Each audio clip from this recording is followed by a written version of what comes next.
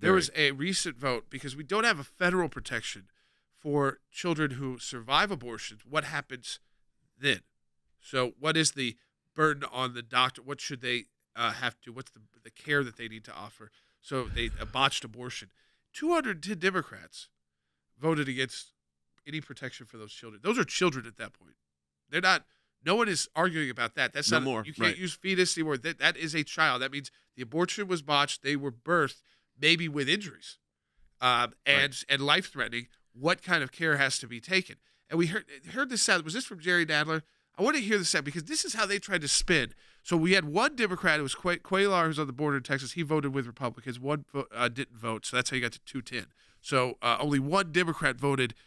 That's how far the party's gone. I mean, there's just no space for pro-lifers in the Democrat Party. Cuellar, I don't even know how he stays in with how strong he is on the border. But take this out. This is how they try to confuse people about why we voted against protecting children.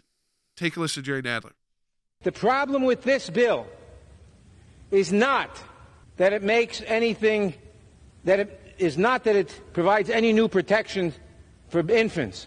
The problem with this bill is that it endangers some infants by stating that that infant must immediately be brought to the hospital, where, depending on the circumstances, that may be the right thing to do for the health and survival of that infant, or it may not. That is the problem with this bill.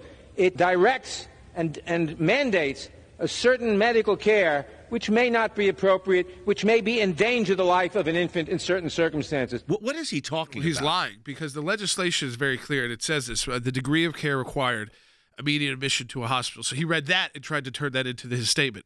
Any healthcare practitioner present at the time the child is born alive shall exercise the same degree of professional skill, care, and diligence to preserve the life. Not immediately, not do that and then just go to a hospital. So the first step is what? Stabilization. He took the title of that, ran with it, obviously didn't read the text, doesn't care about the text. That, of course, you do what's best for the child, and exercise. And this part B is you exercise that skill of care, and then ultimately make sure that that child born alive is transported and admitted to a hospital. But the first step is stabilization. Let's at the plate. So you do what's best for the child. That gives a lot of but these abortionists, this is their nightmare. That happens.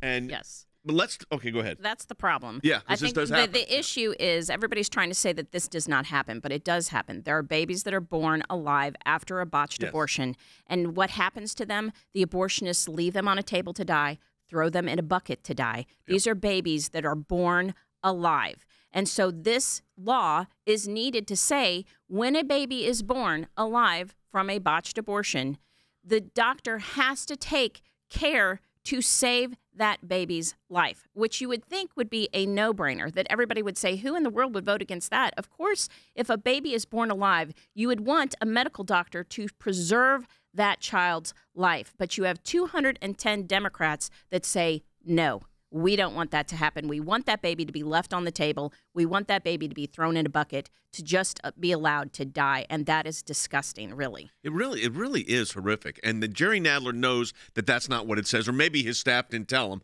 But it's obvious what the law. Well, it's still abortion distortion when it comes to any legislation, even something like the born alive protection. They twist it into this is anything that might be considered pro-life. Or is not protecting the abortionist first. So that's, I think, what Cece was talking about. They see it as the abortionist must be protected first. The act of abortion must be protected first, and then you could go to this life. But he called it an infant. That's the crazy part about this vote is you call it an infant, and yet you say that by doing this you're going to put the infant in more danger. They've survived abortion at this point, and all it says is to that abortion is you can't kill them. Yeah, and the abortion distortion is alive and present because you hear from Pelosi's tweet, she talks about, the House Republicans choose to push their extreme anti-choice agenda. Schumer says the MAGA Republican-controlled House is putting on display their extreme views on women's health. Kamala Harris says House Republicans pass an extreme bill today. And then we heard, what Nadler said directly. They try to switch it and do the abortion distortion and make this about women's health when we're talking about a baby that has completely been born alive. So this has nothing to do with the mother's reproductive health anymore or her choice anymore. This is a baby that has been born alive, and their life deserves to be protected. And the medical doctor should have taken an oath to protect and preserve life. And when that baby is born, there should be actions taken to protect it.